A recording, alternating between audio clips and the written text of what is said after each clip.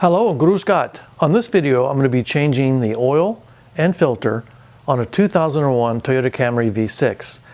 Now, I recently acquired this car from a family member. It had been maintained per the Toyota schedule, but unfortunately, if you do some research on the black sludge of death, these cars are highly prone to sludging, which destroys the engine. This car has about 100,000 miles on it, and it definitely needs some tender loving care. One of the things is the oil. So I'm going to take off the oil cap real quick, and I'm going to show you what the black sludge of death sort of looks like. I don't know if you can see that black material there, but inside here it's got black that has completely stuck onto all the metal parts, and eventually it clogs the oil passageways and can cause things like rod bearing failures and other issues. So what I did is I put some treatment into this, and I'm going to talk about that here in just a second. Okay, so I realized I had the black sludge of death in this engine. So a couple of things I've done is I put a container of Tekraline into the fuel system and drove it 100 miles. And also I put some seafoam, 1/2 of this container, into the oil. And I'm getting ready to change the oil now. So I drove it 100 miles with seafoam in it. I'm going to change the oil, put on a new filter, and then I'll put in some very inexpensive, cheap oil. I got this Walmart SuperTech cheap motor oil. It's conventional, or what they call dino oil, meaning it comes from dinosaurs. It's non-synthetic. And I'm going to put this in, and in about 1,000 miles, I'll put seafoam back in and change the oil again. And then I'll start changing the oil every 2,000 miles with full synthetic, and I'll use cam guard each time. And hopefully I can get the engine desludged over a period of 5,000 or 10,000 miles. So that's the goal for today, is get this, get the oil changed, and so we'll get that started here in a second. Before we get started on changing the oil, I wanted to mention a couple of things. First of all, you're going to need a 14 millimeter metric wrench. I like these clutch wrenches. You can get them from Northern Tool Company. They have a ratcheting head, and they're also a flex head, so you can get in there. If you don't have a lift, you can get underneath the car pretty easy where there's not a lot of access. So I'm using that. And also you'll need Toyota gaskets for the drain plug, part number 90430-12031, and I buy them in packs of 10. Also, as always, you should always wear some safety glasses when you're working, and I also wear gloves. So I'm going to get started here in a second, and I'll show you how that goes. Okay, hopefully you can see my wrench is on that drain plug, and all you do is turn it counterclockwise to loosen it. Then I have a drain pan underneath, and I'll catch all the oil. And when I get all the oil drained, I'll come back and we'll take a look and see how it looks.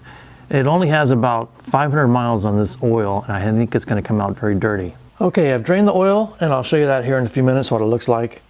But in the meantime, I prepared the drain plug to go back in. So I put a brand new drain plug gasket on it, as I'd mentioned the Toyota part number earlier. Now, Toyota has a drain plug torque spec for these plugs, but I have found they strip out very easy. So what I do is I just use a new gasket each time, and then I hand snug it. It's really hard to describe, but maybe 12 to 15 foot-pounds of torque, not a whole lot. So I'm going to do that, and then I'm going to come back and we'll take a look at the oil. Okay, so I pulled the oil bucket out, or the oil drain pan, and you'll have to take my word for it. Some of the blackest oil I've ever seen. This oil only has between 500 and 1,000 miles on it, and it's purely nasty black. And that's probably because I put the material in it, the seafoam, in order to try to get some of that sludging out. So probably you're seeing a result of that. So next thing I'm going to do is take the filter off. And it's unfortunately a sideways mounted filter. It goes right under one of the manifolds. So the problem with that is those tend to drip oil all over the place. So I'm going to see if I can come up with a better solution, and I'll be right back. Okay, on this 6-cylinder engine, in order to get the filter out, you have to go below this manifold here. It's mounted sticking out there. I used a strap wrench, sort of like in this location, reaching underneath the manifold to get it loose. And what I'm going to do is stuff a ton of paper towels in there as I pull it out. And I also have a bag ready to pop the filter into, plastic bag. so I can see if I can get it out without making a big mess. So I'm going to do that and I'll be right back. Okay, with the old filter off, I'm ready to put on a new one. This is a new Toyota, genuine Toyota part. It's 90915-YZZD1. And I'm going to install it by taking it out of the box, putting some old oil around the rubber seal, putting it on until it just barely makes contact. Then I'm going to turn it about 3/4 of a turn. So there's probably a torque setting for it, but I generally don't use those. I do it by feel. After I get done with that, I'm going to put in some STP oil treatment. And this particular car uses a 1MZ-FE, 1MZ-FE engine. And with a filter change, it holds 5 quarts of oil. So the way you find the model code is if you look inside the door, you'll see a model number listed inside the door of the car. So I'm going to get this installed and I'll be back. The oil gets added right here. So you want to use a clean funnel and you want to pour it very slowly as it tends to take a while for it to go in. So I'm going to put the 5 quarts in now and then I'm going to come back and explain how I'm going to try to rectify this problem of the sludging that's in this engine. Pretty bad. So I'll be right back. Okay, as I mentioned, be sure when you're putting the oil into the engine, you pour it very slowly. I poured mine a little too fast and spilled a bit. And by fast, I mean I really poured it pretty darn slowly. But the way the engine's designed, it's kind of a poor design. It allows the oil to easily flow back up. Same thing with the filter, very poor design. Definitely not easy to change the filter without making a big mess. So having said all that, here's my goals to desludge this engine. So what I'm going to do is I put this inexpensive dyno-based oil in, and in about 1,000 miles I'm going to put in some more engine cleaner that goes inside the oil, and I will run that for 50 to 100 miles, and then I'll drain it, and then I will put in a new filter and some synthetic oil. This oil tends to absorb the stuff pretty easily, the sludging.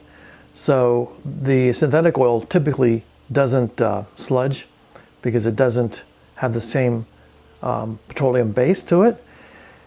And so I'm going to do that, and then I'll change my oil interval changes to about every 200 to 2,500 miles. Toyota, their problem with these engines was they made too long of a interval between oil changes, and that's what started the sludging. If you're interested in learning more about it, you can Google black sludge of death along with Camry, and you'll find out the late 90s to early 2000s Camrys, both the small and large engines had a lot of problems with sludging, and also you'll find out there's some other cars as well.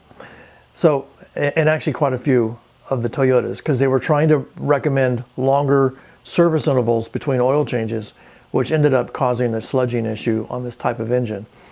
So to finish this video, I'm going to say that I'm going to change my intervals, like I said, to a shorter interval.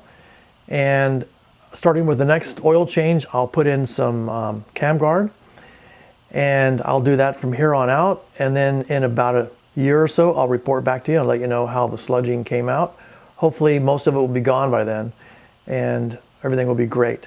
So that's all there is to this video. Thanks for watching. Tschüss.